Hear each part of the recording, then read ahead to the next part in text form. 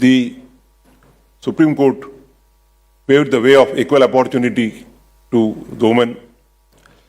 And therefore we find that when I had been to Ladakh in the last year, we have our women soldiers even in the frontiers.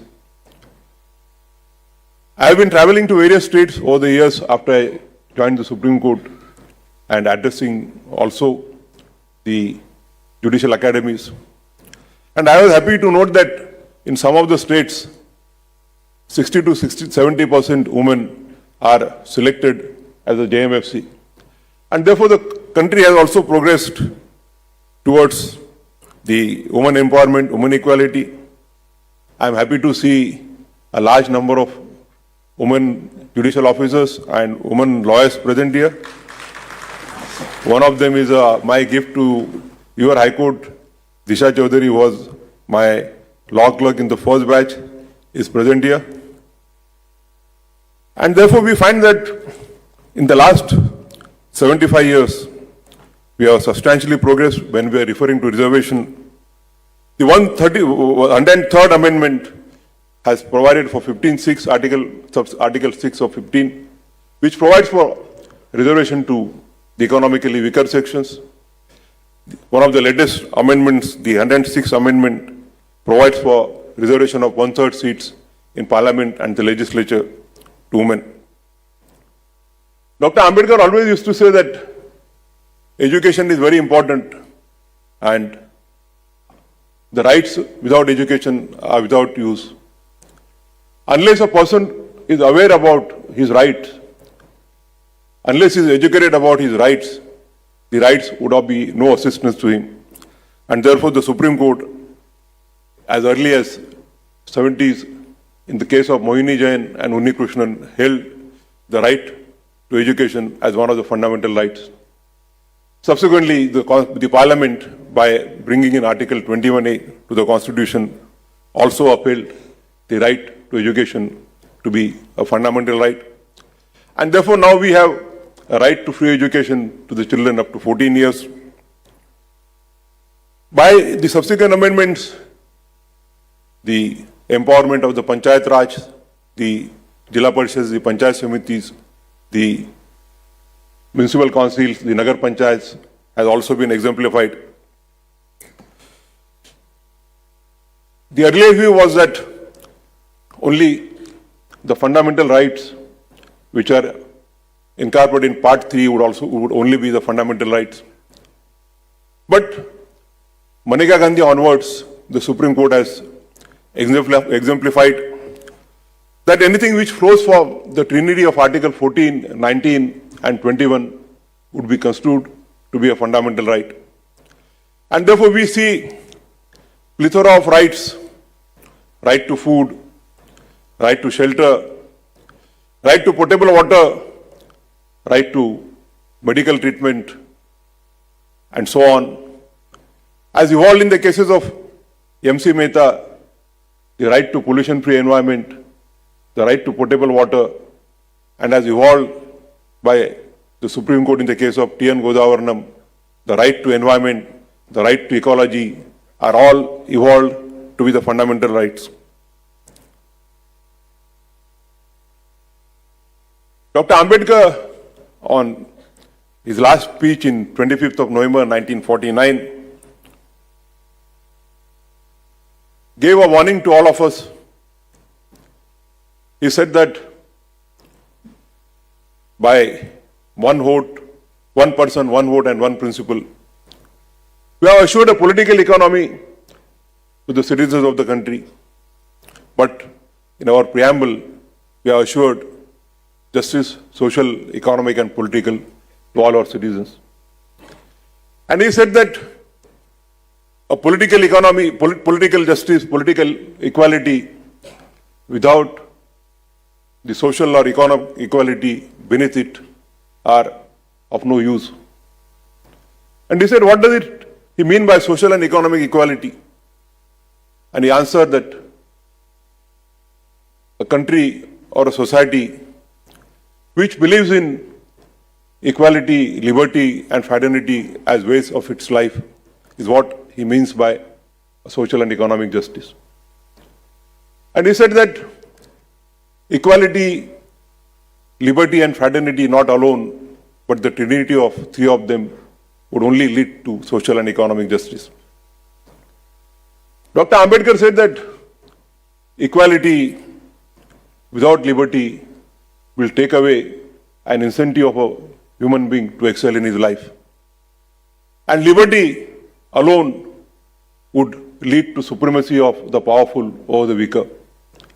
And therefore, equality and liberty together and the fraternity will act like a policeman, and therefore this trinity of the trinity of equality, liberty and fraternity would be necessary to take country forward in achieving the social and economic justice.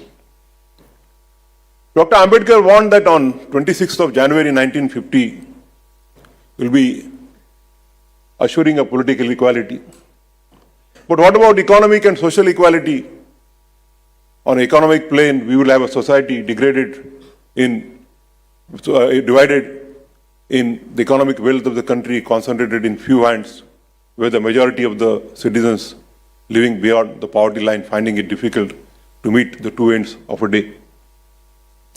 On a social plane, we have a society divided into four layers, four compartments, and such compartments where entry from one compartment to other compartment is not possible. And therefore he said that unless we eradicate these inequalities, the edifice of democracy which we have so laboriously built would collapse like a house of cards. And I must say that in the last journey of 75 years, the legislature, parliament, the executive and the judiciary have acted in furtherance of the goal of the economic and social justice as envisioned by the Constitution. Various laws may be aggregate reforms in the favor of so as to protect the exploitation of laborers. One of the first cases was Vijay Cotton Mills versus the Union of India, wherein the Minimum Wages Act, notification under the Minimum Wages Act came to be challenged on the ground that if a citizen is willing to work in my farm or in my factory for 10 rupees, why should I be compelled to pay 20 rupees? It will be violatory of my fundamental rights. The Supreme Court answered that the promise made in Article 43 of providing living wages cannot be an empty promise, and it has to be given in reality. And therefore many enactments have been enacted by the parliament, by the state legislature, so as to take forward the promise of social and economic justice. The executive has taken steps like providing reservation to the scheduled caste, scheduled tribe, the other backward classes. The Constitution has been amended even to provide reservation in promotions. The judiciary, at least from 1973 onwards, has always ruled in favor of the enactments which upheld the promise of the social and economic justice. Or rather, in one of the cases, Vaman Rao versus State of Maharashtra, while upholding a legislative piece of legislation in furtherance of economic and social justice, Chief Justice Y.V. Chandrachud, speaking for the bench, held that more and more such legislations would be welcome so as to take forward the promise of economic and social justice. In Minerva Mills, he said that directive principles and fundamental rights together are necessary for taking forward the social and economic justice. He said that they are like two wheels of a golden chariot of Indian Constitution. You span one wheel and the efficacy of entire chariot comes to a standstill.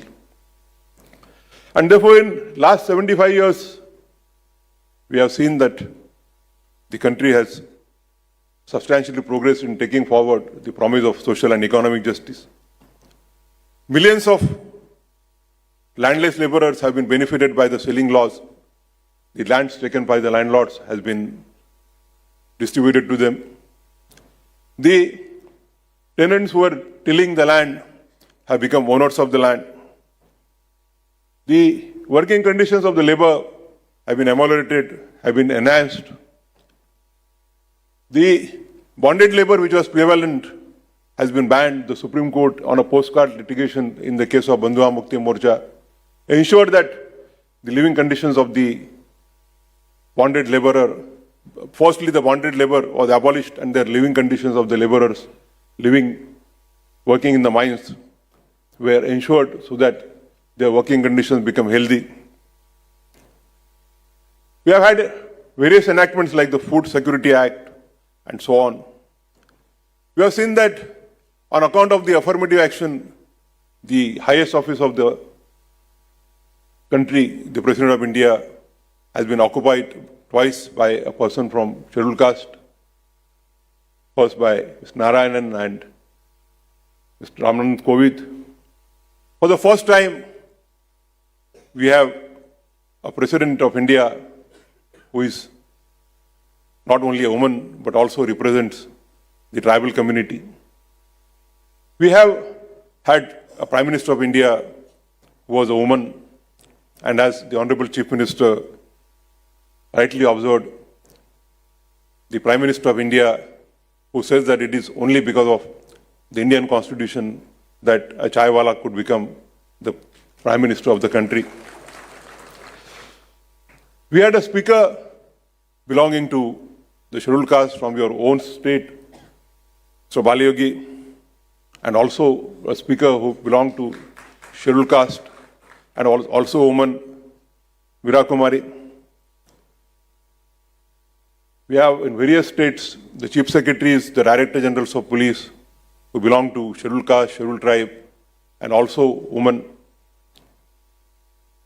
As the Honorable Chief Minister said, that it is only because of the Indian Constitution that he could become the Chief Minister or I could become the Chief Justice of India. Coming from a humble background, from a school predominantly in a semi-slum area in Amravati, a municipal school, I could reach the highest office in the judiciary and contribute in my humble way to the nation building only because of the Indian Constitution of India. And therefore, for any constitution, the journey of 75 years is not too long. The constitutions have lived in certain countries for hundreds and hundreds of years. But I would be saying that in the last 75 years, the Indian Constitution has not been a static constitution. It has been a living constitution responding to the socio-economic changes. It has been organic, it has been living, and an evolving document carrying out the amendments needed to answer the socio-economic challenges as found in the society. As the Honorable Chief Minister stated that his aim is to prosper the state towards wealthy, healthy, and happy state. Let us on this 75th year of the Constitution, the 75 years would come to an end shortly on 26th of November 2025. Let us all resolve that the Parliament, the Legislature, the Executive and the Judiciary and above all, the citizens of this country carry forward the mandate of socio-economic justice and see to it that the justice reaches last citizen of this country. Thank you very much.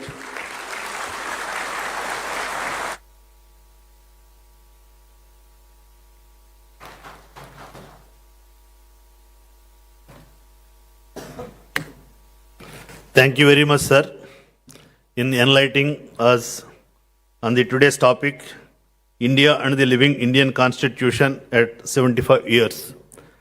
This title was invented by our Chief Justice, Justice Dheeraj Singh Thakur ji.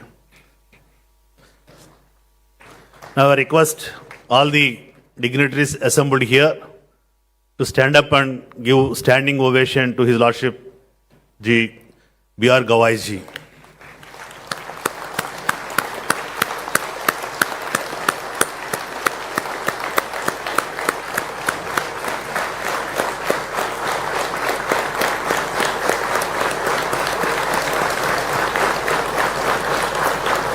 Thank you, one and all. Now I request all the executive committee members of the AP High Court Advocates Association to come over to the dais to honor the dignitaries on the dais.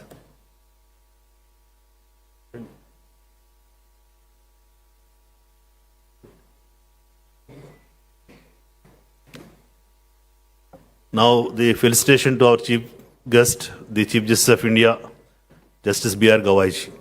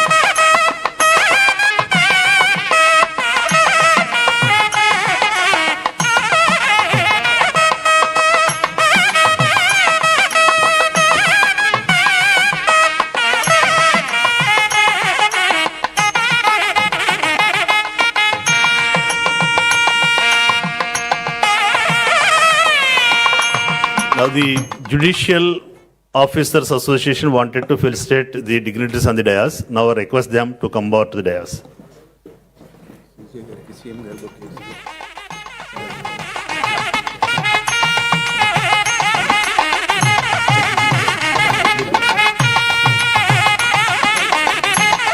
Now, I request the Honorable the Chief Minister of State of Andhra Pradesh to give a presentation to the Chief Justice of India, Justice B.R. Gawaiji.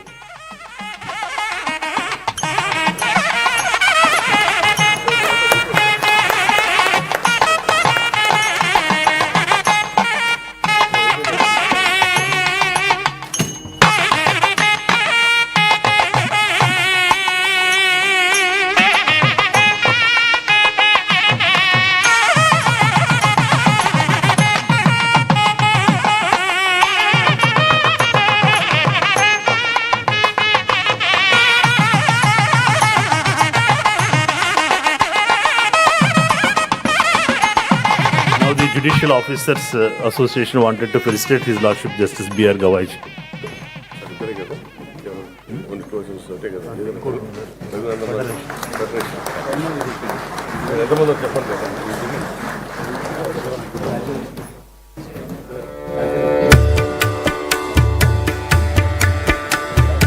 Now, the Federation of Advocates, that Bejawada Bar Association, Guntur Bar Association Presidents wanted to celebrate, felicitate His Lordship Justice B.R. Gawaiji. సారాలు కూడా ఉందా విజయ్ గారు Okay. Wait. Change.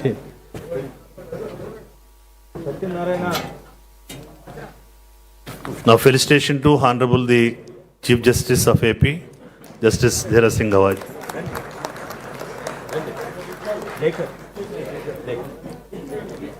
CM గారు కూడా ఉన్నారు. Now, the presentation to the Honorable the Chief Minister, Nara Chandrababu Naidu garu.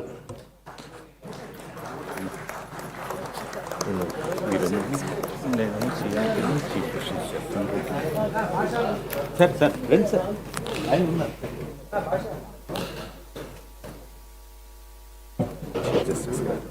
Now, felicitation to the dignitaries on the dais by the Federation of Andhra Pradesh Advocates.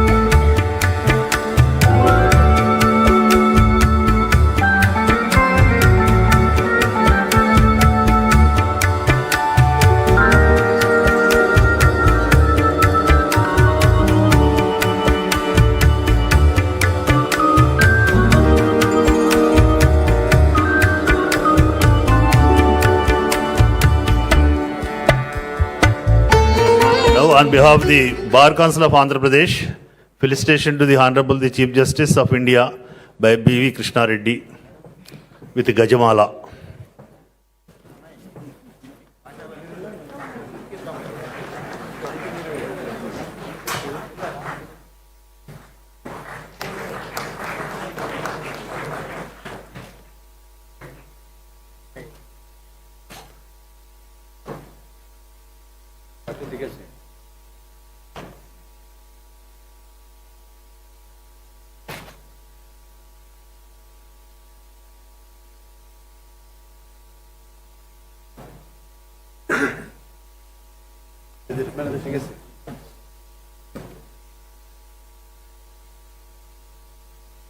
నేను చేసిన రిక్వెస్ట్కి chief minister గారు స్పందించారు. Advocates AP high court advocates అసోసియేషన్కి house sites ఇవ్వాలి అనే దాని representation అందరికీ ఇస్తున్నాం.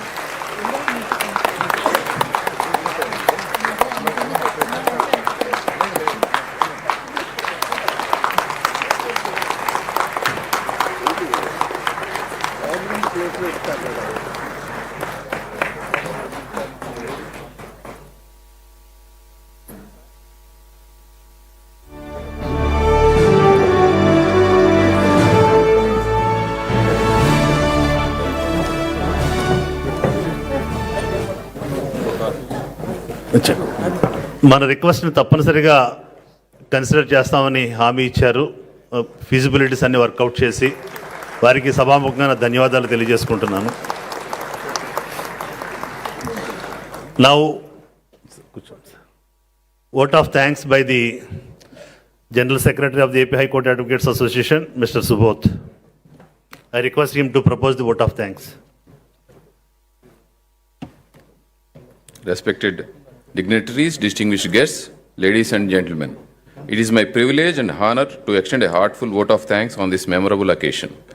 At the outset, I express our deepest gratitude to Honorable Chief Justice of India for graciously accepting our invitation and for delivering the keynote address that has truly enriched this event with inspiring thoughts and vision.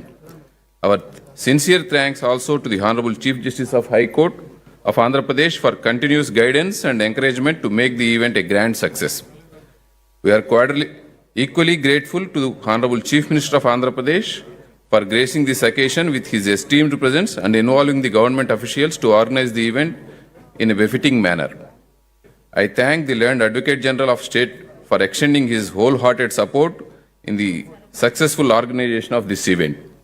A special word of appreciation is due to registrars of High Court of Andhra Pradesh, the Government of Andhra Pradesh, the District Judge Guntur, the District Collector Guntur, the Sub Collector Tenali, and Superintendent of Police Guntur. Their cooperation and assistance have been invaluable in ensuring that all arrangements were carried out smoothly. We also thank the members of the print and electronic media for their coverage and to all police personnel whose efforts ensured the seamless conduct of this event. Finally, heartfelt thanks to everyone whose direct or indirect contributions made this program a grand success. Thank you all. Now photograph by the executive committee with the dignitaries on the dais.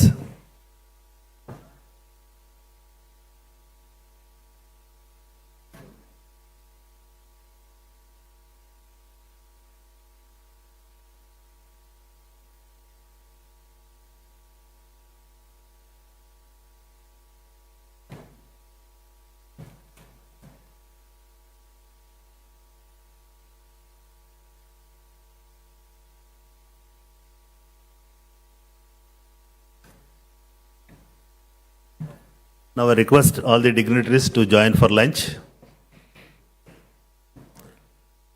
Lunch is arranged for the VIPs this side, the judicial officers this side. All the advocates, the lunch is arranged in hall number 1. లేదు. Thank you very much, sir. Thank you very much, sir.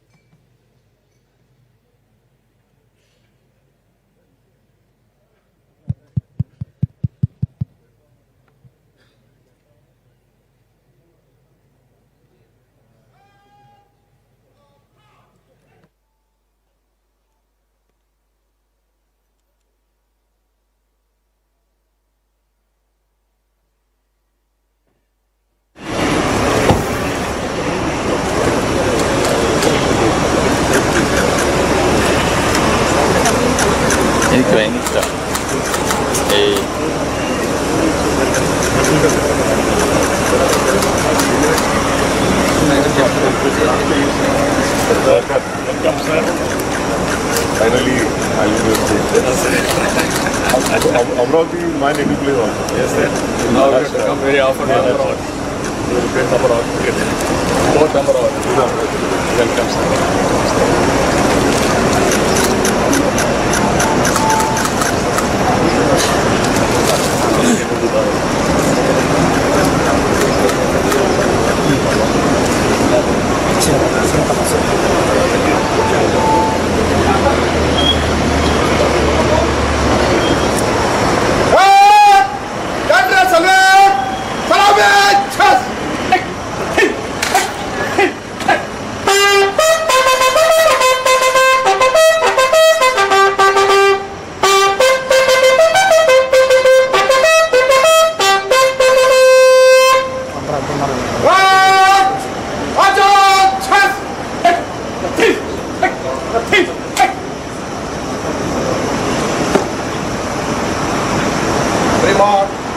आपके निरीक्षण के लिए हाजिर है।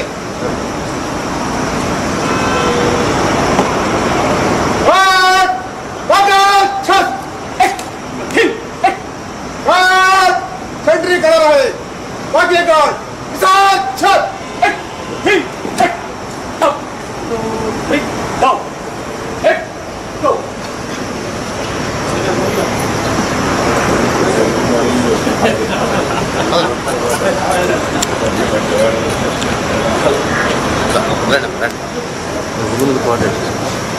చూసుకొని పద ఎట్లా ఉన్నాయి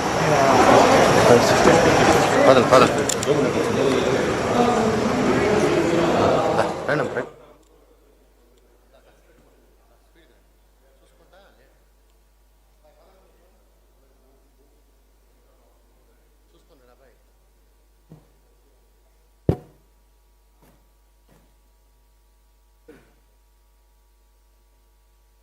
Most heartful welcome to the Honorable Chief Justice of India, Sri Bhushan Ramakrishna Gawai Garu, on behalf of Andhra Pradesh High Court judges, on behalf of Andhra Pradesh High Court Advocates Association, and the people of Andhra Pradesh, we cordially welcome you, sir. Our Honorable Chief Justice is being accompanied by the Honorable Chief Justice of Andhra Pradesh, Sri Dheera Singh Thakurji, and the Chief Minister of Andhra Pradesh, Sri Nara Chandrababu Naidu Garu, and the President of the Advocates Association, Sri K. Chidambaram Garu, and accompanied by learned Advocate General Sri Damalpati Srinivas Garu. We heartfully welcome you, sir, to this august occasion.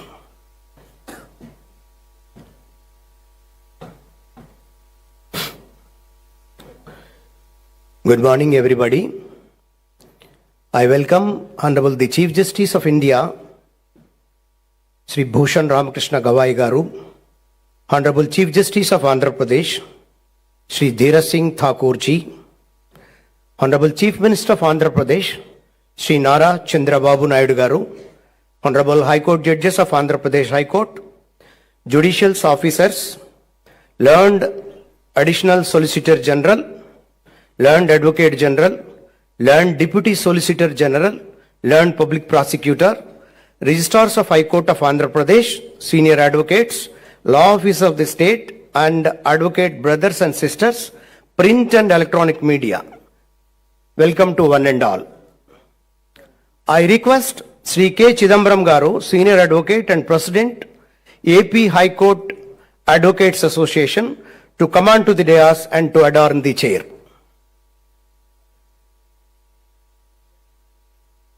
I request Mr. Chidambaram to come on to the dais.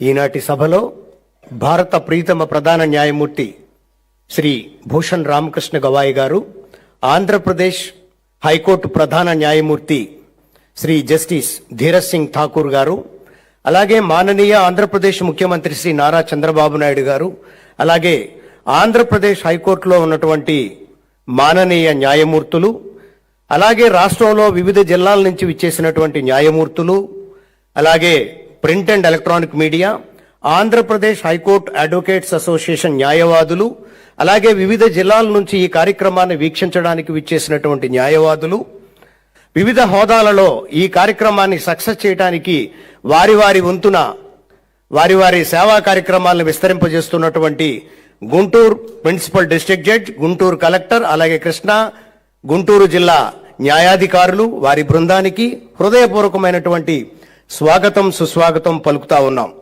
ఈనాటి కార్యక్రమంలో మాననీయ ప్రీతమ ముఖ్యమంత్రి శ్రీ నారా చంద్రబాబు నాయుడు గారు, Andhra Pradesh high court ప్రధాన న్యాయమూర్తి justice Dheeraj Singh Thakur గారు, అలాగే ప్రియతమ అతిథి శ్రీ రామకృష్ణ భూషణ్ గవాయి గారు ఈ కార్యక్రమంలో పాలు పంచుకొని ఈ కార్యక్రమాన్ని విజయవంతం చేయడానికి విచ్చేసినటువంటి ప్రింట్ అండ్ ఎలక్ట్రానిక్ మీడియా, అలాగే రాజ్యాంగాన్ని పరిరక్షించడానికి, ప్రజాస్వామ్య పరిరక్షణలో మూలస్తంభమైనటువంటి రాజ్యాంగాన్ని ప్రేమించడానికి, రాజ్యాంగపు విలువలను నిబద్ధతని తెలియజెప్పటానికి 75 వసంతాల పండగని అంగరంగ వైభవంగా జరుపుకోవడానికి విచ్చేసినటువంటి ఈ కార్యక్రమంలో మీ అందరికీ చప్పట్ల మధ్య అందరికీ స్వాగతం సుస్వాగతం పలుకుతా ఉన్నాం.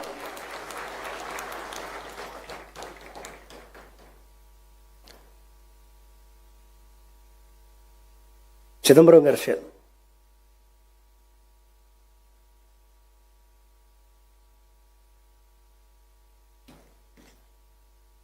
నందు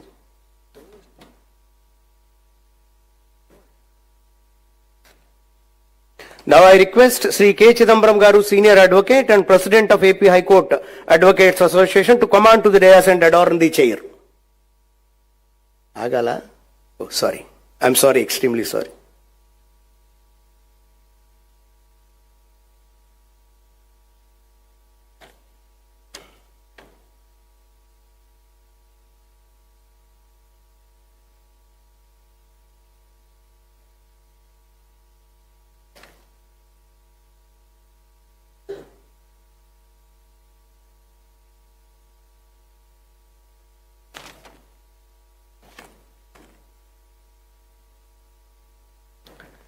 రాజ్యాంగానికి సంబంధించినటువంటి 75 వసంతాల పండగలో ఒకటి గుర్తొస్తోంది.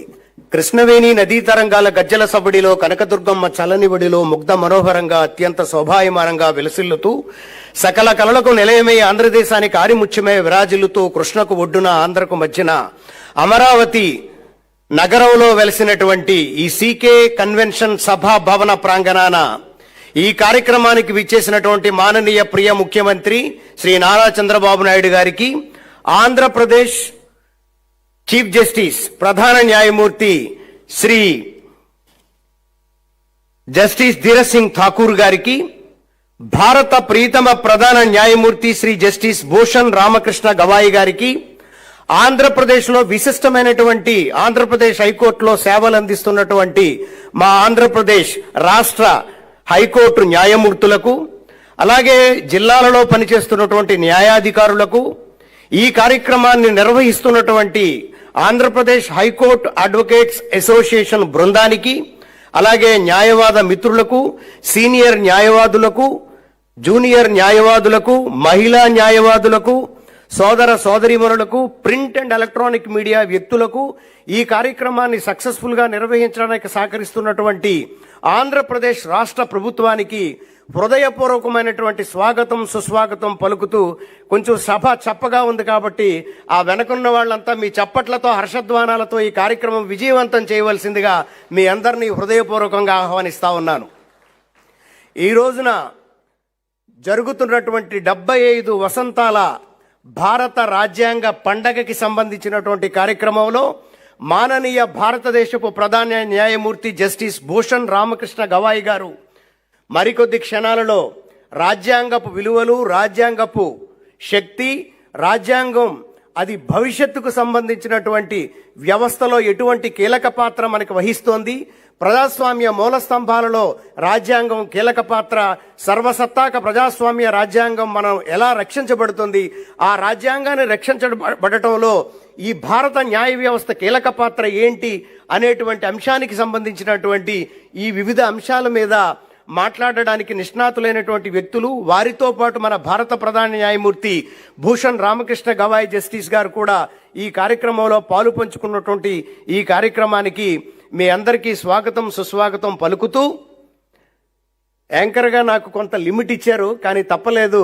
ఇక్కడ డయాస్ వేకెంట్ అవడం వల్ల మాట్లాడవలసినటువంటి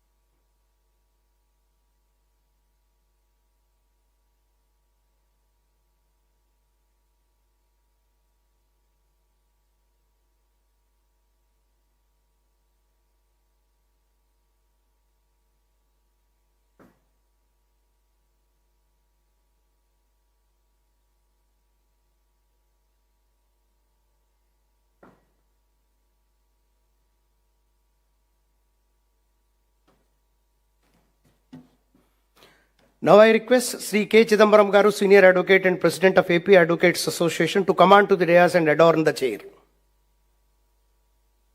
Sri Chidambaram Garu, the President of the Association, is coming. And I request Sri AVS and Murthy and Sri Kiran Babu to present bouquet to the President of the Bar Association.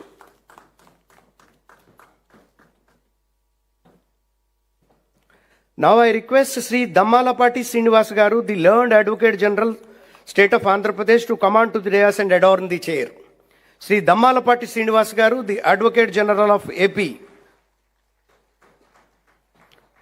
I request Swarnalata and Uma Devi, Executive Committee members, to present the bouquet to the Advocate General Sri Dammalapati Srinivas Garu.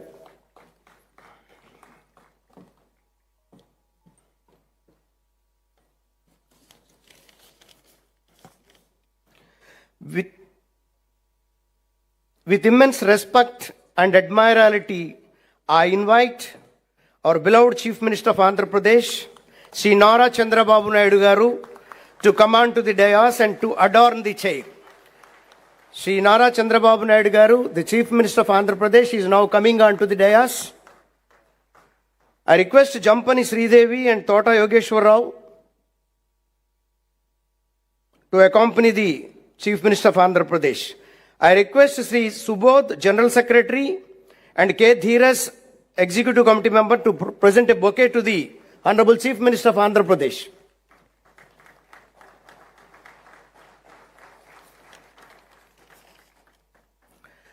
Now I request the Honorable Sri Justice Dheeraj Singh Thakurji, the Chief Justice of Andhra Pradesh, to come on to the dais and to adorn the chair.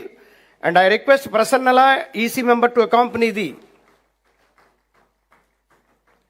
I request Pitani Chandrasekhar, Joint Secretary, and Kone Satyananda Rao, Executive Committee members, to present a bouquet to the Honorable Chief Justice of Andhra Pradesh, Justice Dheeraj Singh Thakurji.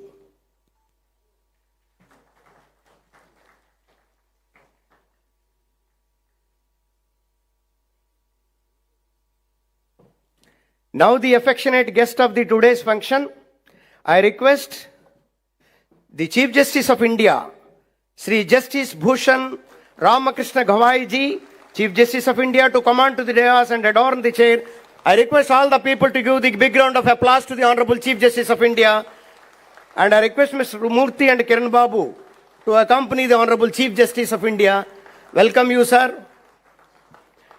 And I request Mr. K.V. Raghuveer, the Vice President, and Y. Durga Rao, the Treasurer of the AP Advocates Association, to present the bouquet to the Honorable Chief Justice of India.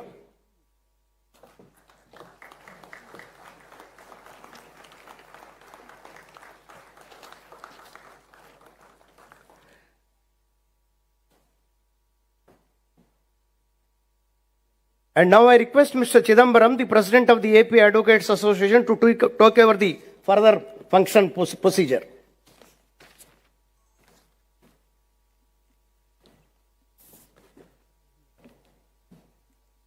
Now prayer by N. Shobha, Judicial Officer.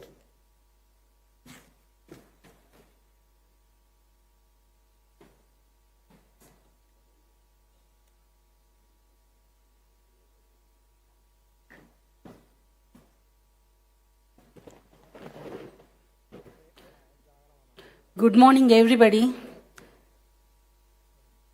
Vande Mataram, Vande Mataram, Sujalam, Sufalam, Malayaj Sitalam, Sasyashyamalam, Mataram, Vande Mataram.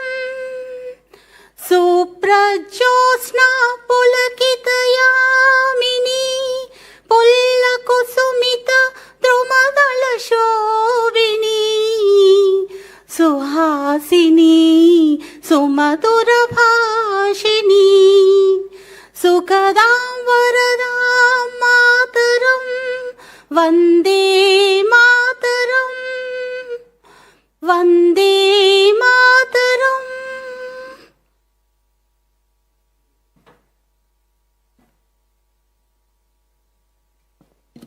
Now I request Honorable the Chief Justice of India and other dignitaries on the dais for lighting of the lamp.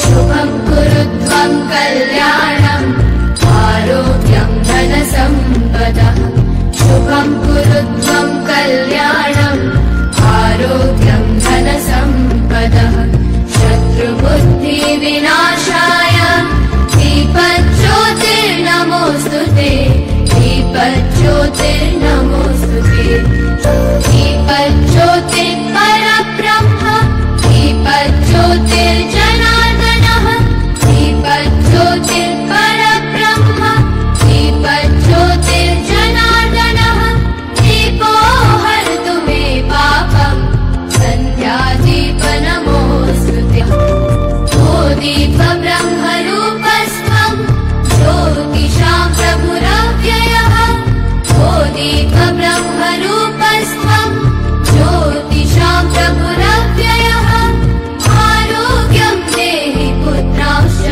मतिं स्वच्छां हि मे सदा रवेरस्तं समारभ्य यावत् सूर्योदयो भवेत् रवेरस्तं समारभ्य यावत् सूर्योदयो भवेत् यस्य तिष्ठेद्गृहे दीपः तस्य नास्ति दरिद्रः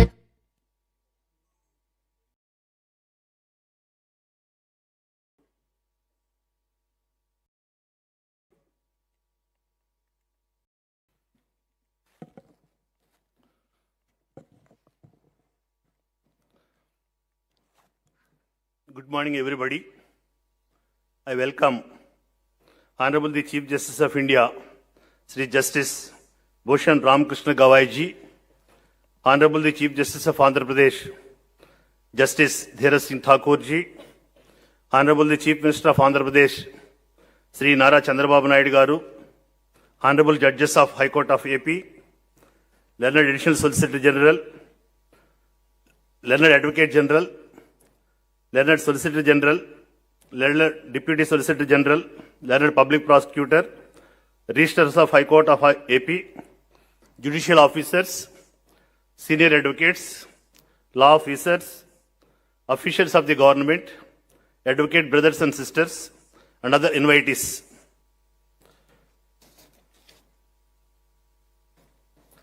It is a profound honor and privilege to extend a heartfelt welcome to the Honorable the Chief Justice of India, Justice B.R. Gawai, on behalf of AP High Court Advocates Association and everyone gathered here today in Amaravati. Your presence graces this occasion with immense dignity and inspires us all to reaffirm our commitment to justice, equality, and the rule of law. Justice B.R. Gawai has charted an extraordinary legal journey, beginning as an advocate in 1985 and rising to become the 52nd Chief Justice of India in 2025. His distinguished tenure as a governmental pleader, public prosecutor, and judge of the Bombay High Court for over 14 years stands as testament to his exceptional legal acumen and unwavering dedication to public service, profoundly shaping his understanding of the law as a powerful instrument for the empowerment and welfare of citizens. Among his landmark Supreme Court judgments are the historic decision upholding the abrogation of Article 370, transforming Jammu and Kashmir's constitutional status, validating the demonetization scheme of 2016, and the striking down of the electrical bond scheme for violating water rights to information. Justice B.R. Gawai's conquering opinion in a landmark ruling upholding the power of states to create subclassification within scheduled castes to ensure fair reservation benefits added valuable constitutional insights, emphasizing the need of social justice to adapt to the realities of marginalized communities. Justice Gawai's illustrious career stands as a beacon of integrity, compassion, and judicial excellence. His journey from the bar to the bench and now to the highest judicial office in the land reflects not only a brilliant legal mind but also a deep understanding of the challenges and aspirations of our society. His judgments and speeches continue to remind us that the law must serve as a tool for social transformation and inclusion. Today, Amaravati is truly privileged to host your Lordship. Your Lordship's presence inspires us all, especially young lawyers and citizens striving to make the law a force for inclusion, fairness, and hope. We look forward to hearing your thoughts and learning from your distinguished experience. On behalf of AP High Court Advocates Association, we extend our warmest welcome and deep gratitude to Honorable the Justice B.R. Gawai. May your Lordship's visit leave a lasting impression on all of us and further strengthen our shared pursuit of justice for every citizen. Thank you, sir. Thank you very much.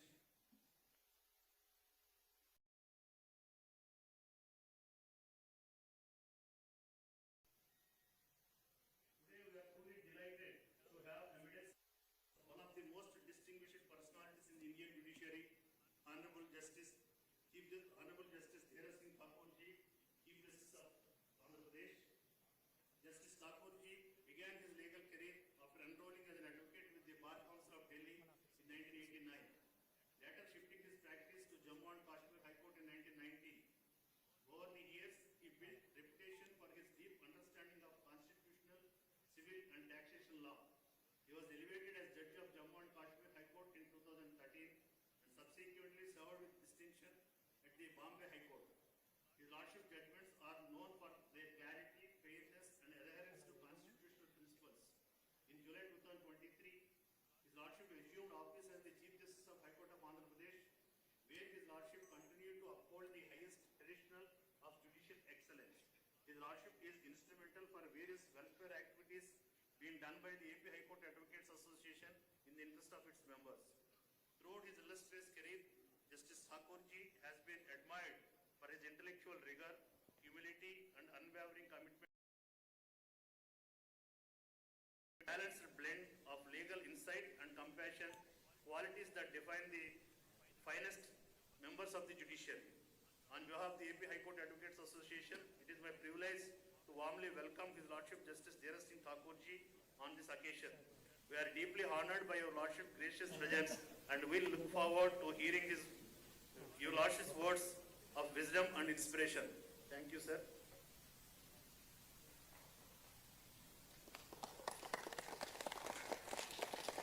Today, we are privileged to have among us a visionary statesman and a leader who has been instrumental in steering Andhra Pradesh towards progress and prosperity. The Honorable the Chief Minister of Andhra Pradesh, Sri Nara Chandrababu Naidu Garu. I welcome you, sir, on behalf of the AP High Court Advocates Association. Chief Minister's name is synonymous with dynamic governance, forward-looking leadership, and an unwavering commitment. Has demonstrated that leadership is not merely about authority, but about service, compassion, and a vision. His administration has prioritized inclusive growth, ensuring the development reaches every corner of the state and benefits every section of the society. Under his stewardship, Andhra Pradesh has witnessed remarkable transformation across sectors, be it infrastructure development, digital governance, education reform, agriculture modernization, or social welfare. His focus on empowerment, particularly of farmers, women, and youth, reflects a leadership grounded in empathy and foresight. He has consistently emphasized that progress must be both sustainable and equitable, echoing the true spirit of democratic governance. Beyond policies and programs, what truly stands out is his ability to connect with the people. His approachable and compassionate manner has earned him immense respect and trust from citizens across all walks of life. His governance reflects a deep understanding of local needs, coupled with a global outwork, a combination that continues to place Andhra Pradesh on a progressive and spiritual path. On behalf of everyone gathered here today, I extend our warmest and most respectful welcome to the Honorable the Chief Minister of Andhra Pradesh. Sir, your presence here adds great significance to this occasion, and we are deeply privileged to have you among us. We look forward to hearing your words of wisdom, which will no doubt inspire and guide us towards continued excellence and collective progress. Sir, I would like to take this opportunity to respectfully respect your kind consideration for allotting a suitable parcel of land in the Amaravati area to the AP High Court Advocates Association at a reasonable cost. This will enable the members of the AP High Court Advocates Association to construct at least apartments on their own resources, fostering cooperative housing development and supporting their housing needs. Thank you, sir. Thank you very much. Now I request the Learned Advocate General to speak on the occasion. Thank you, one and all.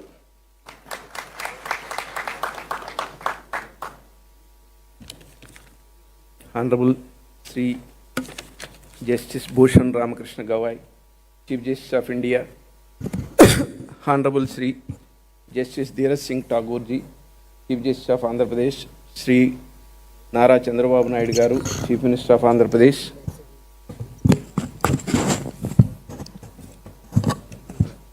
Honorable Judges, Sri K. Chidambaram, Chief President, AP High Court Advocates Association, Honorable Judges of District Judiciary, Senior Advocates, Friends of the Bar and distinguished guests. It's an honor and privilege that Sri B.R. Gawai, Honorable Chief Justice of India, Sri Dheeraj Singh Tagore, Chief Justice of AP, and Sri Nara Chandrababu Naidu, Chief Minister of AP, have graced us with their presence today. It is with immense pride that I stand before you today on this momentous occasion celebrating the Indian Constitution. On the 26th November 1949, the Constituent Assembly of India gave its final approval to the Constitution of India, and we remember and celebrate that milestone as the Constitution Day. The Constitution is not only a legal charter, but a reflection of the aspiration of a free and democratic India. It is our compass and our North Star, guiding us through the complexities of a diverse and dynamic society. As Dr. B.R. Ambedkar rightly observed, the Constitution is not a mere lawyer's document, it is a vehicle of life, and its spirit is always the spirit of age. nothing encapsulates the statement better than the several judgments of the Honorable Supreme Court, recognizing the dynamic nature of the Constitution and recognizing it for truly what it is, a living organ and an embodiment of our shared commitment to building an India that is just, inclusive and equitable.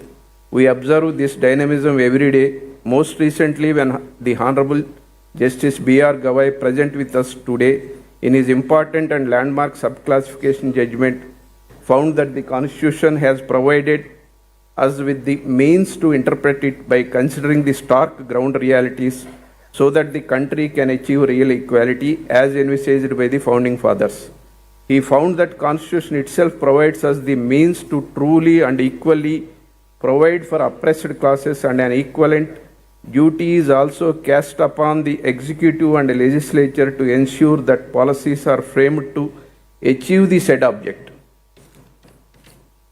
True economic and social growth is only possible when all the citizens are provided for duly upholding the constitutional values.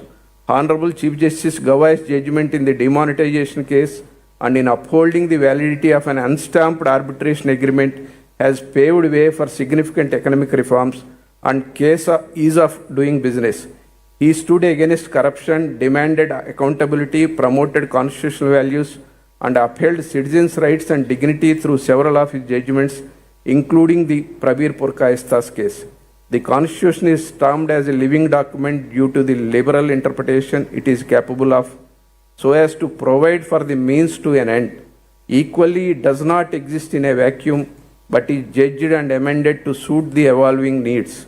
From Keshavananda Bharati to the subclassification judgment, we can see that the Constitution does not exist detached from our society. Rather, it exists in the present. It exists for those who are and those who will be, so that the idealist's vision may become a reality. As B.R. Ambedkar said, however good a constitution may be, if those who are implementing it are not good, it will prove to be bad. However bad a constitution may be, if those implementing it are good, it will prove to be good. The judiciary is the final arbiter and interpreter of the Constitution, and we as advocates have immense duty to uphold the constitutional values and we have to remind ourselves that fight for such values is not fought in grand gestures but in the quiet, relentless pursuit of fairness and justice. It is fought in every petition filed to protect citizens' rights and in every argument advanced to uphold justice.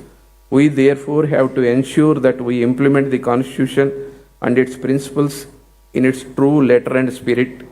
As rightly recognized by the Honorable Supreme Court, it is always profitable to remember the famous line of Lawrence H. Tribe that a constitution is written in blood rather than ink, and we need to ensure that the essence of the Constitution is preserved in its present form. Thank you.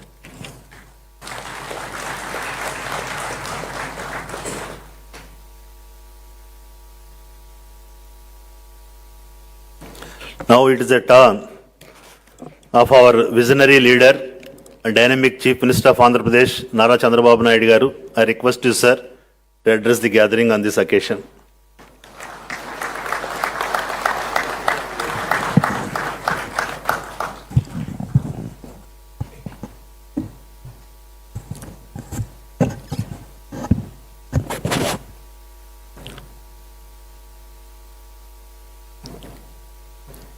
Honorable Chief Justice of India, Sri Justice Bhushan Ramakrishna Gawai Garu, Honorable Chief Justice of High Court, Government High Court, Andhra Pradesh, Sri Justice Dheeraj Singh Thakur Garu, Honorable Judges of High Court of Andhra Pradesh, Advocate General Dammalapati Srinivas Garu, President of Andhra Pradesh High Court Advocates Association and Senior Advocate Chidambaram Garu,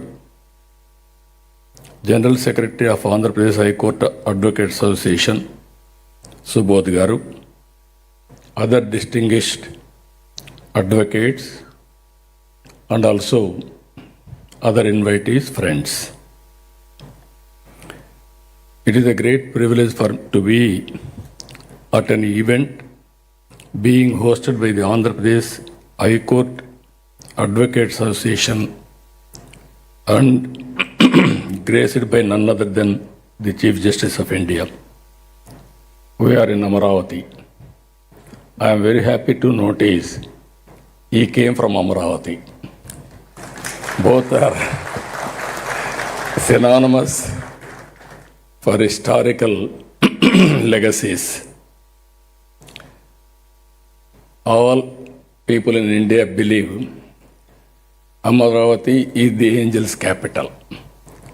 So, always His Excellency, Honorable CJ, during his career have seen very simple, humble, down to earth, while discharging his duties is always upright. Even we have delayed our meeting for 2 minutes. Reason is he wanted to maintain equality. People will say equality, he is practicing equality.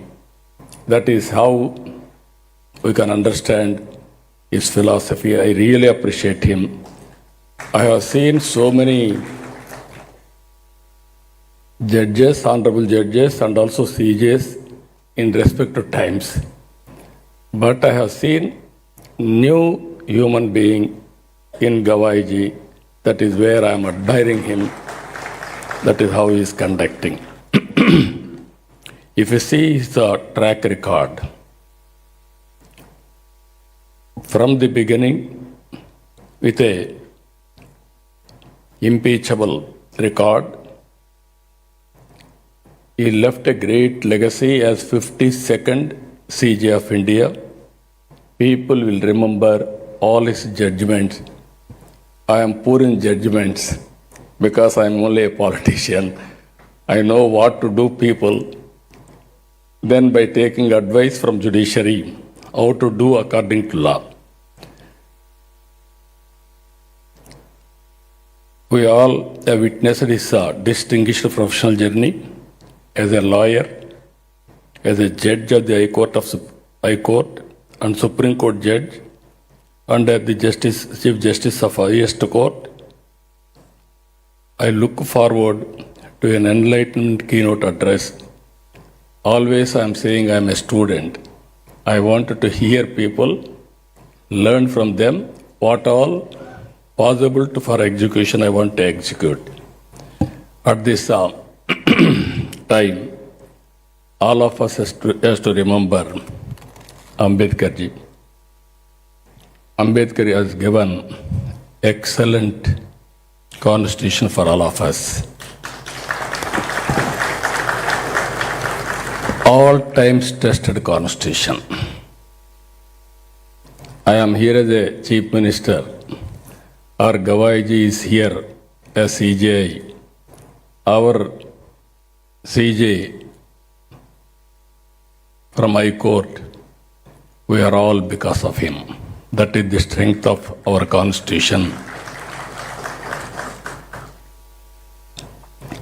Even beauty of our constitution, Narendra Modi ji has claimed very proudly, I was a chai wala. Chai wala has become Prime Minister of India, and also not only Prime Minister of India, great Prime Minister of India ever we have seen. He will create a record. That is the beauty of this constitution, to uplift people. We have seen so far, originally 17 crore voters, now around 97 crore voters in 24. So many elections, so many democracies we are seeing. One of the best democracy in the world, India, no doubt about it. And also, countries are progressing in communist countries because there is no election. Countries are progressing in rulers, kingdoms, even Gulf countries. But being a democratic country, we are progressing very well. For all these things, if you can go back again, with all my wisdom, I have seen so many things in this country. I born 1950.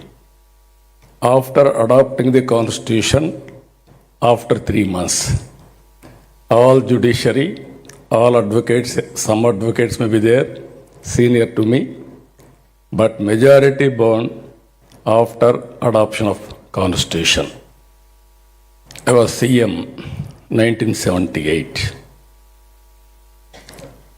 Then 80, I became minister. 95, I became chief minister. I have seen so many public policies in this country. Only one public policy, if you can see, so many judgments also all advocates have seen. Pre-economic reforms, post-economic reforms. Total scenario has been changed. Around 1995, I used to visit so many countries for marketing our economy or investments. Everybody used to see India very poor light. As a matter of fact, they used to say Hindu growth rate, equaling by saying 2%. At that time, China used to grow double-digit growth. One is, after economic reforms, thinking process has been changed. People are viewing in different way. Mid-90s, IT revolution. India has taken first mover advantage that has been changed totally. Now we are having demographic dividend as a windfall.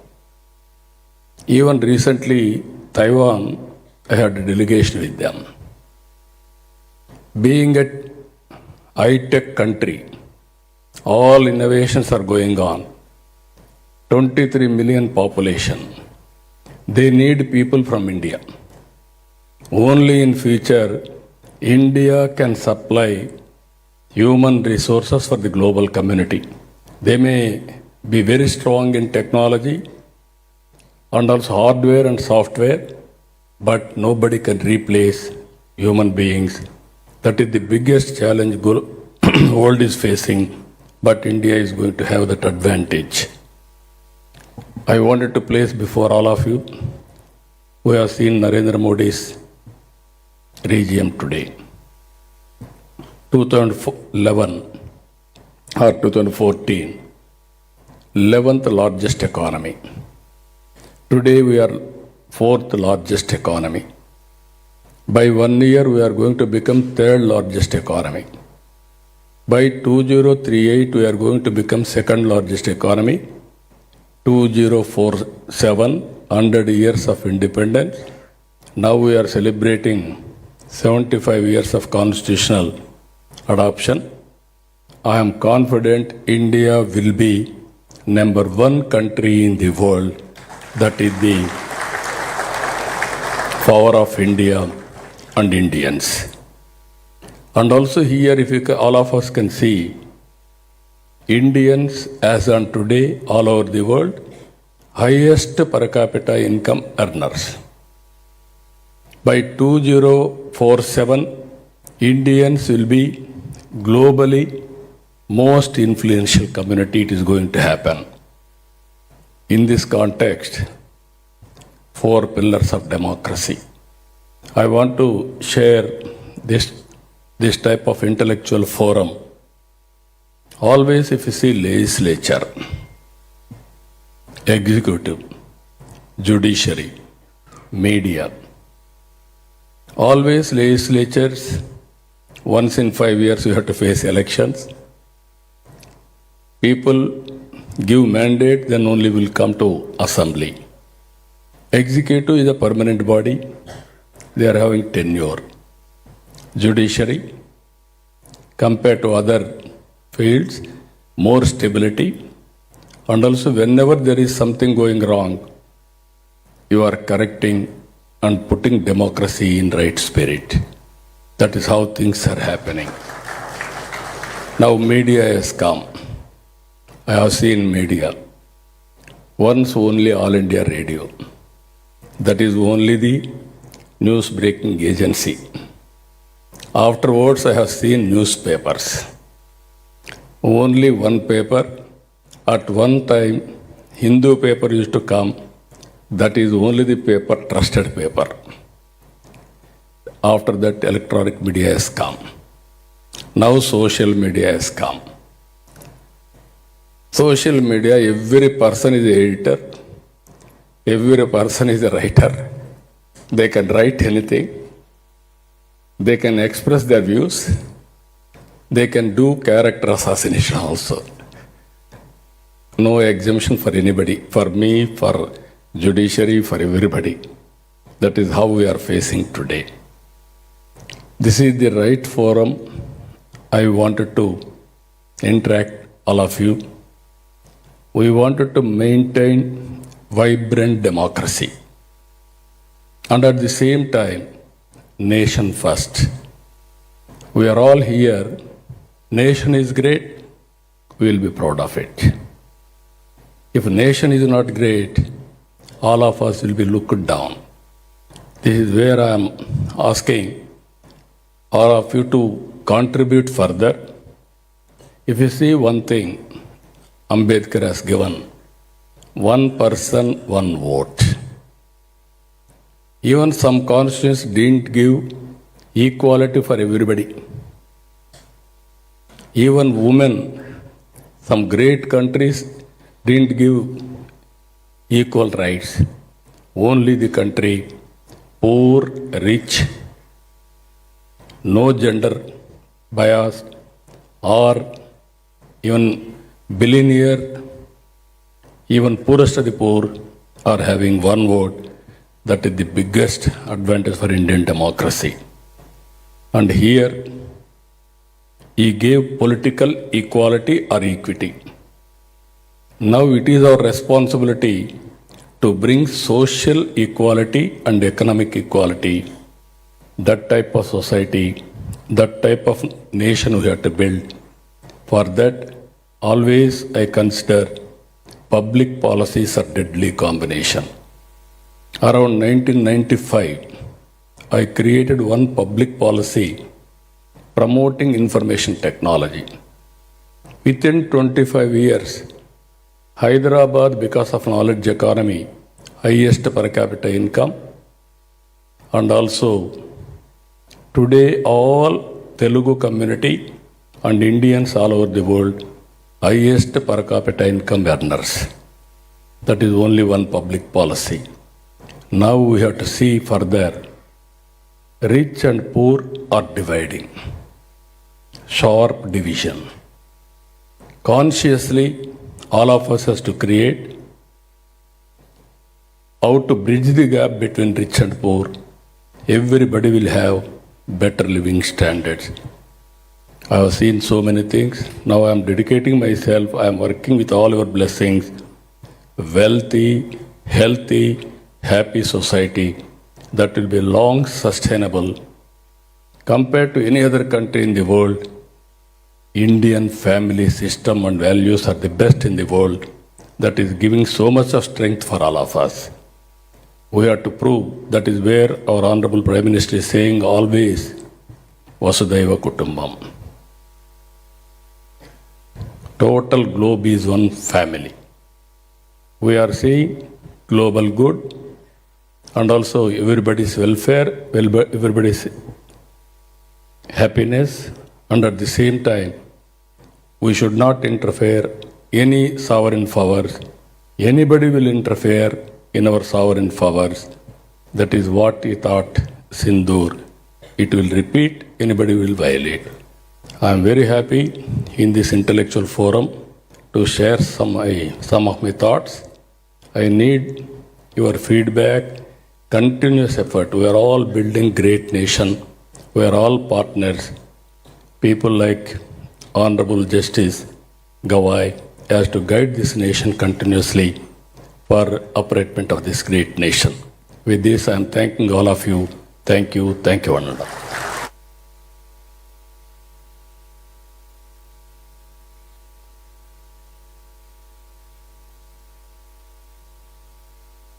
Now I request Honorable Justice Dheeraj Singh Thakur ji, Chief Justice of High Court of Andhra Pradesh, to address on this occasion.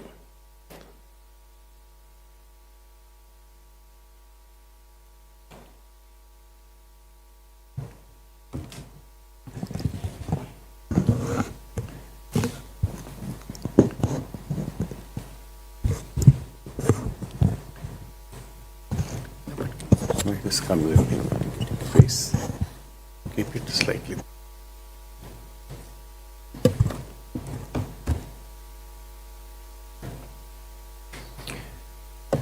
The Honorable Chief Justice of India, Shri Bhushan Ramakrishnan Gawai, Honorable Chief Minister of Andhra Pradesh, Shri Nara Chandrababu Naidu, Learned Advocate General Shri Damalpati Srinivas, President Andhra Pradesh High Court Advocates Association Shri K. Chidambaram, esteemed brother and sister judges, judges from the District Judiciary, distinguished members of the bar, ladies and gentlemen. Today we gather here to celebrate the 75th year of India's adoption of the Constitution. There is a deep sense of pride and achievement for the many milestones that we have attained over the decades. Consider the context in which we began our journey towards independence under the colonial rule. It was not easy. For the British, India was a huge landmass with an equally huge and complex population. What was missing was a sense of accountability to the Indian people as a source of authority vested in Britain and not in the Indian people. On the other hand, the mass of the Indian people who were the non-elite, the concept of constitution, democracy, or rights was alien. In many ways, their suffering, exploitation, and oppression made them realize the value of freedom and human existence. Indeed, it was a paradox that over time, even as the British themselves became democrats at home, they continued to deny to the Indian people their basic rights and freedoms. Therefore, the making of the Constitution by the Indian people for the Indians is not just a facet to be stated textually, but is an experience, a reflection of a deep emotion, philosophy, and a sense of belonging. On December 13, 1946, the objective resolution presented in the Constituent Assembly of India spelt out the vision of a new India. It declared that territorial unity and integrity of India should be preserved.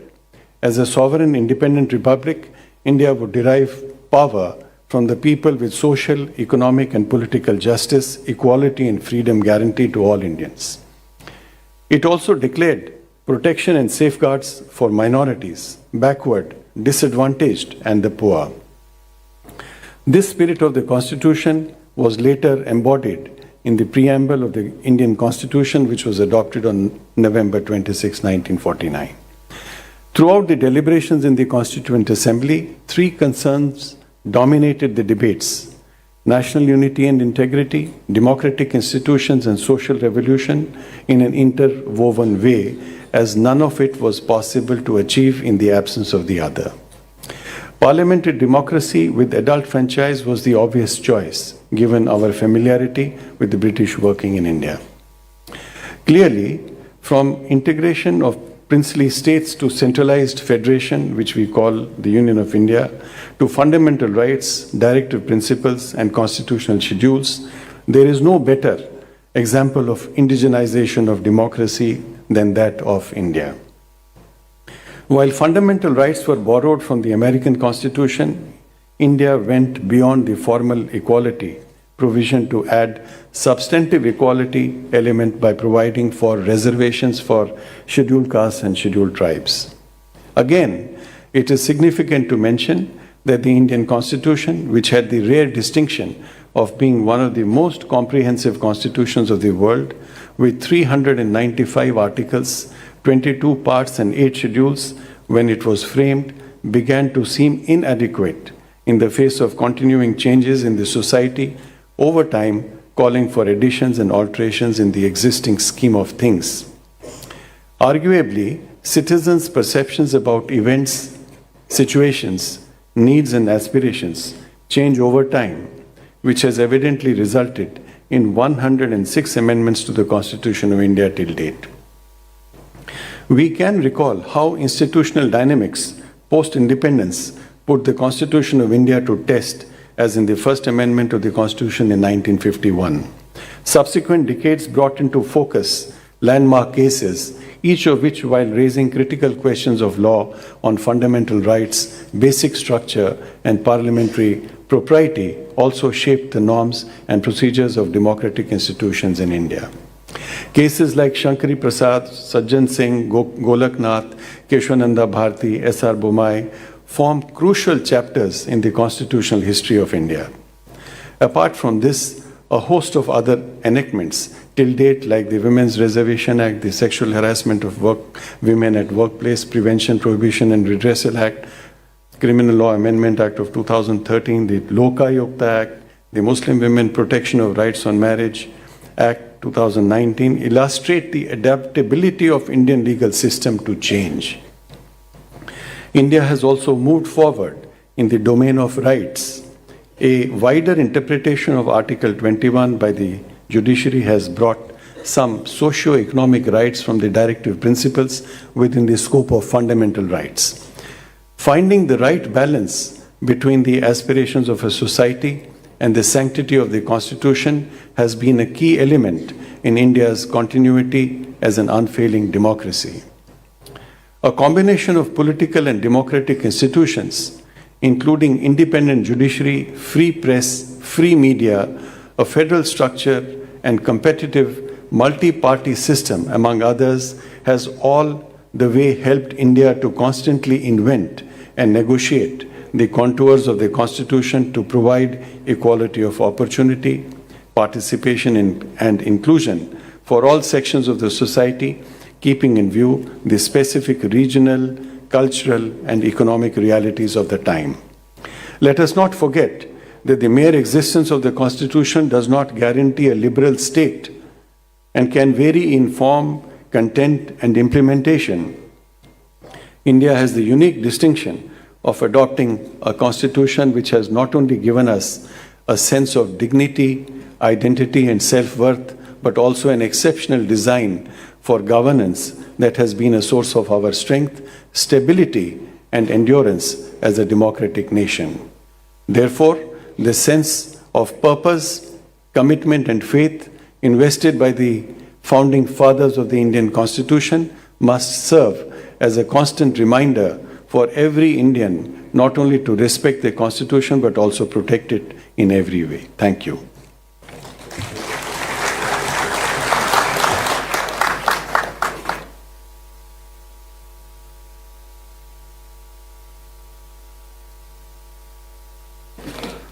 Now, we are all eagerly waiting to hear His Lordship's, the Honorable the Chief Justice of India, Bhushan Ramakrishna Gawai on the topic of India and the living Indian Constitution at 75 years. Now I request the Honorable the Chief Justice of India to address the occasion.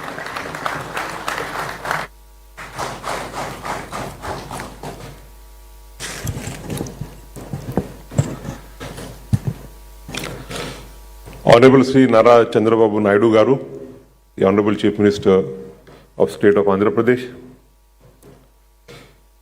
Honorable Sri Justice Dheeraj Singh Thakur, the Chief Justice of the Andhra Pradesh High Court, and all the Honorable Judges of the Andhra High Court present here,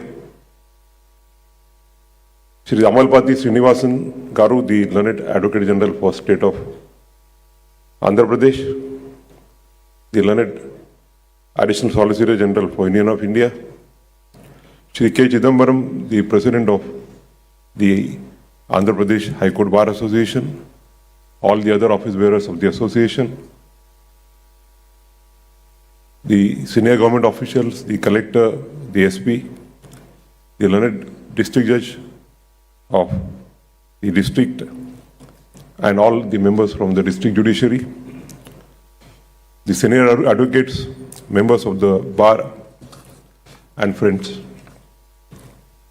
It's a matter of great pleasure for me to be here to speak with you on the successful journey of the Indian Constitution for last 75 years. It's a matter of great coincidence that after I took oath as the 52nd Chief Justice of India, the first function that I attended was at my native place, Amravati, and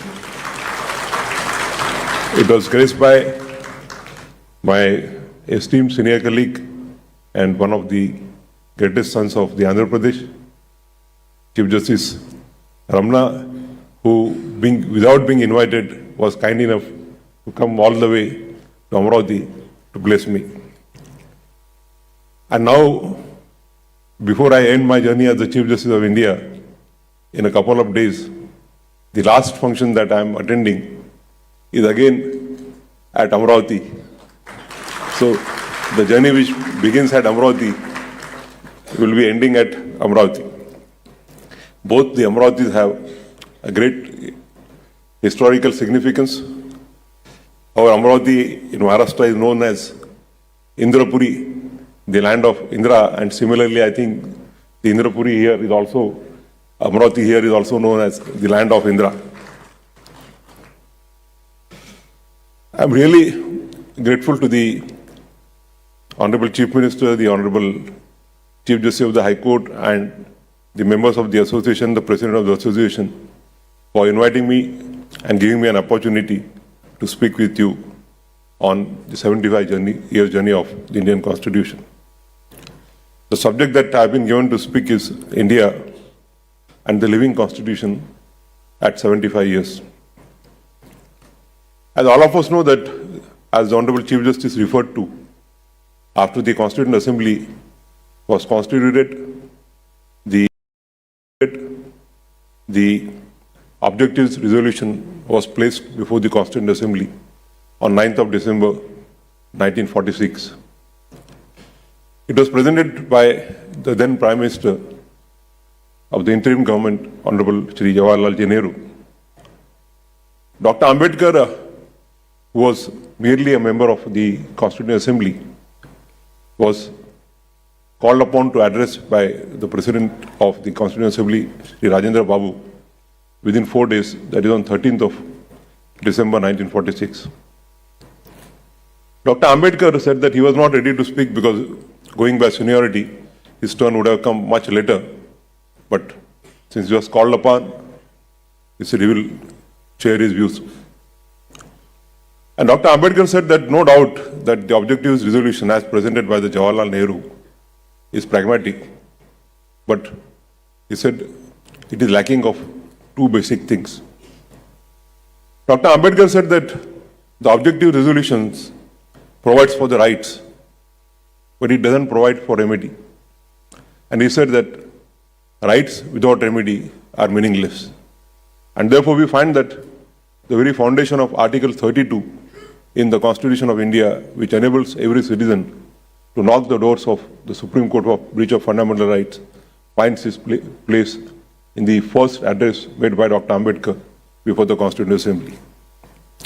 Likewise, he said that coming from Pandit Jawaharlal Nehru, and who represents the Congress ideology, he said that there is nothing in the objectives resolution which provided for the social and economic equality. And therefore we find that the directive principles of the Indian Constitution, Part 4 of the Indian Constitution, which provides for directive principles, which is an instrument to achieve social and economic justice, also finds place in the Constitutional Assembly, in the Constitution. As all of us know that Our Constitution stands on the four pillars of justice, liberty, equality, and fraternity. The Constituent Assembly put in Herculean labors for drafting the Constitution. Two of the speeches of Dr. Ambedkar, the first one on 4th of November 1948, wherein he presented a draft Constitution to the Constituent Assembly, and the last one on the 25th of November 1949, wherein he replied the debates on the draft Constitution, are, I think, most important speeches which every student of law should read. And as the Honorable Chief Minister said that he is a student, I am also a student of law, because I always consider that whenever a judge or a lawyer considers that he has now learnt everything, that is the end of a career as a lawyer or as a judge. And therefore, as a student of law, we must reflect upon the Constituent Assembly debates which went on for almost a period of 2 years and more, to understand what is the constitutional philosophy behind our Constitution. As the Honorable Chief Minister said that Dr. Ambedkar always considered, or rather for every citizen, the nation must be first. And Dr. Ambedkar in his first speech on 13th of December said that whenever the destinies of the nation are involved, the destinies of the individuals, the destinies of the ideologies, the destinies of the leaders, the destinies of the political parties are totally irrelevant, and what is most important is the destiny of the nation. And therefore, in the heart of Dr. Ambedkar, it was India as a nation which was the most important. Coming to the main subject, that India and the living Indian Constitution at 75 years. Dr. Ambedkar always considered that a constitution cannot be a static document. It has to be evolving, it has to be organic and a living document. And therefore, the Article 368 provides for the Constitution, for the amendment of the Constitution. There was criticism on Dr. Ambedkar that on one hand he was criticized that the powers to amend the Constitution are too liberal, and on the other hand it was criticized that some of the amendments which require ratification by two-thirds of the states, by half of the states and two-thirds majority of the parliament were too strong, and it was difficult to achieve an amendment in this manner. He said that wherever the amendments were necessary for answering the socio-economic challenges, the Constitution could be amended in a simpler way. But however, wherever a foundation of the Constitution like the independence of judiciary, the federal structure, or the other important aspects are concerned, the power to amend the Constitution could not be simple, and therefore it was necessary that some more stringent conditions were required for amending the Constitution. As we see that we gave our Constitution to ourselves on the 26th of November 1949, and which came into effect from 26th of January 1950. The apprehensions as expressed by Dr. Ambedkar came to be true within a short period. In 1950, immediately after the Constitution came, the state of Tamil Nadu, then the state of Madras, had issued a government order providing for reservation for the scheduled caste and scheduled caste. The same came to be challenged before the Madras High Court on the ground that it was contrary violation of Article 14. The said challenge was upheld by the Madras High Court. It was carried before the Supreme Court in a Constitution bench judgment. And in the celebrated judgment of Champakaran versus the state of Madras, the Supreme Court upheld the judgment of the Madras High Court and held the provision of reservation to be unconstitutional. And therefore, we find that in the very first amendment in 1951, the amendment which was moved by none else than Pandit Jawaharlal Nehru, Article 15 was amended so as to provide for reservation for the backward classes. Similarly, between 1946 to 1950, various states, in order to provide for agrarian reforms like the Ceilings Act, like the Agricultural Tenancy Acts, had enacted various laws. Those laws were challenged. Some of the high courts upheld the validity of the laws. Some of the high courts negated the validity of the said enactments. And therefore, in order to bring about clarity, the same amendment also inserted Article 31A and 31B so as to provide for the agrarian reforms. The issue with regard to amendment of the Constitution came to be considered by the Supreme Court as early as in Shankari Prasad, to which the learned Chief Justice has referred to. And by a unanimous verdict, the 5 judges held that the Parliament's power to amend the Constitution cannot be restrained. It was held that if the Parliament, in order to answer the socio-economic challenges faced by the subsequent generations, is restricted for amending the Constitution, then the Constitution would not be a static or would not be a living document, and it will be a static document. That was subsequently considered in Sajjan Singh, by virtue of 3-2, the power of the Constitution, power of the Parliament to amend the Constitution came to be upheld.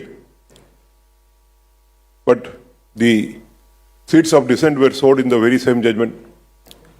Justice Hidayatullah said that to hold that the Parliament's power to amend the Constitution are unbridled, and they can even amend the Constitution to take away the fundamental rights, I would require stronger reasons than the ones given in Shankari Prasad. Justice Mudolkar, he said that if the power to amend the Constitution is to be construed as taking away the basic features of the Constitution, then the word amend will have no importance and it will amount to changing the Constitution. And therefore, we find that the concept of basic structure as evolved in Keshavanand Bharati has its roots in the case of Sajjan Singh. Subsequently, the 9 judges in Golaknath held that the powers of the Parliament to amend the Constitution were restricted and it could not amend the Constitution in a manner it takes away the fundamental rights of the citizens. That gave rise to the 24th, 25th and 26th Amendment, by which various articles were either inserted or amended so as to carry forward the goal of the Indian Constitution of achieving social and economic justice. The same came to be challenged in the Keshavanand Bharati, wherein the Supreme Court, for the first and so far for the last time, sat in a combination of 13 judges. Insofar as the power to amend the Constitution is concerned, the court was virtually split by 6-6. 6 judges took a view that the powers of the Parliament to amend the Constitution are unbridled and the Parliament by majority can amend the Constitution in any manner. However, the 6 judges took a view that the Parliament's power to amend the Constitution are restricted and it cannot amend the Constitution to take away the fundamental rights guaranteed to the citizen. It is only the view of Justice H.R. Khanna, partly accepted by 6 on one hand and partly accepted by 6 on the other hand, which is now the view in Keshavanand Bharati. Justice Khanna held that though the Parliament can amend the power even to take away the fundamental rights, it cannot amend the Constitution in a manner in which it takes away the basic structures of the Constitution. And therefore, the concept of basic future, as found in Sajjan Singh, which was amplified as basic structure in Keshavanand Bharati, is what is the law which holds the field. Various principles like the federal structure of the Constitution, the separation of three wings, the executive, the judiciary, and the executive, judiciary, and the legislature, the independence of judiciary, the supremacy of the Constitution were held to be the basic structures, which were subsequently evolved in various judgments, including the one in S.R. Bombay. As has been observed by the Honorable Chief Minister, it is all the three wings of the Constitution, that is, the legislature, the executive, the judiciary, which are enjoined upon to carry forward the mandate of the Constitution to bring in social and economic justice. One of the greatest weapons for promoting the social and economic justice as envisioned by Dr. Ambedkar was Part 4, that is the directive principles. And though we see that from 1950 to 1973, the tilt of the courts was always that wherever a conflict arose between the directive principles and the fundamental rights, the supremacy of the fundamental rights was always recognized. It was well that wherever there is a conflict between the directive principles and the fundamental rights, the directive principles will have to give its way to the fundamental rights. It is for the first time in Keshavanand Bharati that this conflict was resolved. Though the court was virtually split on the question of Parliament's power to amend the Constitution, it was unanimous to hold that the directive principles and fundamental rights together and together alone are the soul of the Constitution. And therefore, Keshavanand Bharati held that the fundamental rights as well as the directive principles are together are necessary for progress of the nation. It was held that fundamental rights